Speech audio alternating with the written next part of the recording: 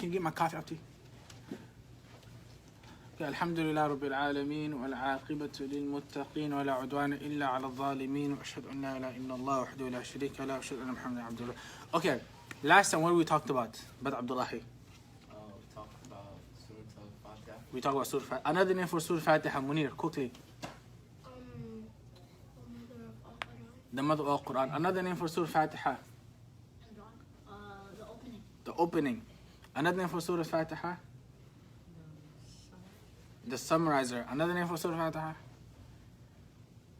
Okay, what does Bismillah ar-Rahman ar-Rahim mean?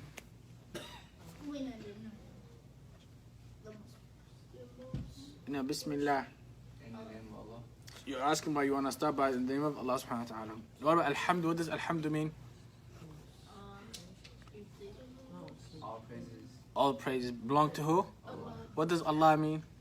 The one that deserves to be worshipped. Alhamdulillah. What does Ar-Rahman and Ar-Rahim? What's the difference between Ar-Rahman and Ar-Rahim? Mercy and merciful action. Well, yes, one is Allah's, that He has mercy. The other one is that it's His action.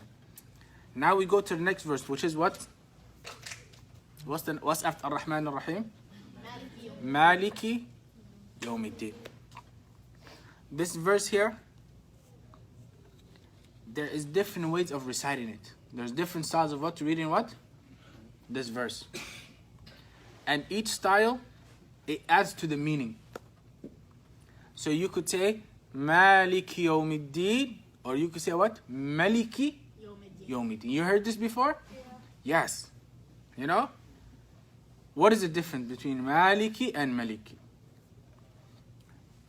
One means king, and the other one means what? Queen. Owner. Okay? One is saying that Allah is the king of the day of what? Judgment. The other one says Allah is the owner of the day of what? Of judgment. When we say Allah is the owner of the day of judgment, this shows that Allah, He has the ultimate right to do whatever He pleases. Because He's the what? Owner. And He will not be questioned about what He does because He is the what? Owner. لا يسأل عما يعمل وهم يسألون. Allah is not asked about what He does, but other people are what? Are asked. We will be asked how we lived in this world, right? Because do we own this world? No. Allah subhanahu wa ta'ala, this whole world, Allah says, وَمَا قَدَرُ اللَّهَ حَقَّ قَدْرِ وَالْأَرْضُ جَمِيعًا قَبْضَتُهُ يَوْمَ الْقِيَامَةِ وَالسَّمَاوَاتُ مَطْوِيَّاتٌ بِيَمْ. Allah subhanahu wa ta'ala will roll up this whole earth. He will roll it up with His right hand. This shows that He what? He owns it, right? So Allah subhanahu wa ta'ala is the owner. So much so that on the day of judgment even, you can't even speak without Allah's permission. You can't do anything without Allah what? Permission. يوم يقوم الروح والملائكة صفا. Look, لا يتكلمون إلا أذن له الرحمن. No one is able to speak or have an opinion except for the one whom Allah give what? Permission. This shows what? Ownership, right? And, you know, there is no true ownership except for the ownership of what? Allah. Everything in the heavens and earth, who's the owner? لله ملك السماوات والأرض يخلق ما يشاء. To Allah, He owns the earth and the heavens, and He creates whatever He wants. قل لله الشفاعة جميعا له ملك السماوات والأرض له ملك السماوات والأرض يحيي ويميت. A lot of verses like this that shows Allah is the owner of everything in the heavens and also where? On the earth. And Allah subhanahu wa ta'ala, He shows, like when He talks about other people that worship other than Allah, He says you worship something that don't own anything. Look, وَيَعْبُدُونَ مِن دُونِ اللَّهِ. Allah says they worship other than Allah مَا لَا يَمْلِكُ لَهُمْ رِزْقًا مِنَ السَّمَاوَاتِ وَالْأَرْضِ. They worship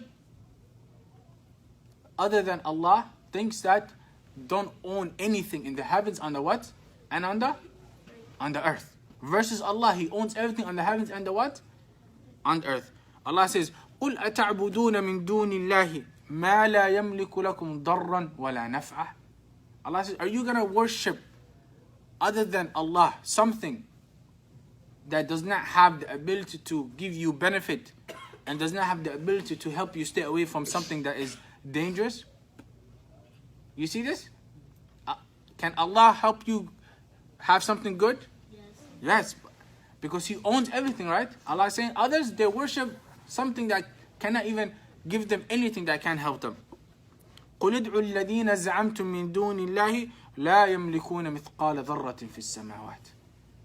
What you worship other than Allah does not even have a small ownership. They don't even have a small what? Ownership, something in the heavens. ذَلِكُمُ اللَّهُ رَبُّكُمْ. This is Allah, your Lord. لَهُ الْمُلْكُ. He owns everything. He has the ownership. لَهُ مُلْكُ وَالَّذِينَ تَدْعُونَ مِن دُونِهِ مَا يَمْلِكُونَ مِن قِطْمِيرٍ. This is Allah. He owns everything. And the thing that you worship other than Allah, they don't own anything. Not even qitmir. You know qitmir? You know the date? The timir, the date? You know the skin? They don't even own that. Who created that? Allah subhanahu wa ta'ala. So Malik Yawmiddin, in one way it means Allah is the owner of the day of what? Allah is the owner of the day of judgment. The other famous way of reading it, Allah is the king of the what? Look, if Allah is the king of the day of judgment, that means who can judge? Who has the right to judge? Because He is the king. Who has the right to give the final verdict or the final statement? Because He is the what? Because He is the king. Who has the final authority? Because Allah is the what? Allah is the king. Look, يَوْمَهُمْ بَارِزُونَ. The day that they will come out. لا يخفى على الله منهم شيء. Nothing will be hidden from Allah. And then Allah subhanahu wa ta'ala will say, لِمَنِ الْمُلْكُ الْيَوْمِ. Allah is going to say, who is the kingdom, who does the kingdom belongs to today? لِمَنِ الْمُلْكُ الْيَوْمِ لِلَّهِ الْوَاحِدِ الْقَهَّارِ. Allah subhanahu wa ta'ala will say, the day where no one is alive. Okay, and Allah is going to say, who's the king on that day? Who's the only one alive? Allah subhanahu wa ta'ala. And He is the ultimate what? King. And His kingship is not like any other kingship. Somebody might say, but somebody can own something in this world. And someone can be a king in this world. How is that different than Allah being the owner and Allah being a king? Look, Zakaria, when you own something, if you own a car, can you do whatever you want with this car? Yes. No. Can you make your windows very black and tint? No, you get a ticket for that. You have to follow certain rules, right? You own a house. Can you do whatever you want with that house? No. You have to follow the rules. So you're an owner, but are you really an owner, complete owner? No. But is Allah a complete owner? Yes. Allah is a king, and we have a king in this world. But the king of this world, what does he need? He needs people, right? Yeah. He needs people to listen to him, right? He needs people to advise him, right? What if the people don't listen to him and the people leave him? Is he still a king? No. But if we all worship Allah, or if we all decide to disobey Allah, is that going to make Allah not a king? So Allah is the ultimate owner, and He's the ultimate what? And He's the ultimate king. Okay. What's after that? Maliki Yawmiddin, right? The day. What is this day talking about? This is the day of what? This is the day of judgment. And Yawm here, day of judgment. But how long is the day of judgment? How long are we going to be standing on the day of judgment? 50,000 what? 50,000 years. On this day, the day of judgment, where everybody from the time of Adam alayhi salam to the last human being, they will all be in the same place. the day will be different for everyone. If you were a good person and you used to obey Allah and His command, that time will feel what? Short for you. And if you were somebody who disobeyed Allah and not followed His command, the time will be what? Very, very, very long for you. And is that day an easy day? It's not an easy day. فَذَلِكَ يَوْمَئِذٍ يَوْمٌ عَسِيرٌ. Allah says that day is going to be a difficult day. عَلَى الْكَافِرِينَ غَيْرُ يَسِيرٌ. For those that disbelieved in Allah, it's going to even be more what? More difficult. مالك يوم الدين. What does الدين mean? The day of judgment has different names, right?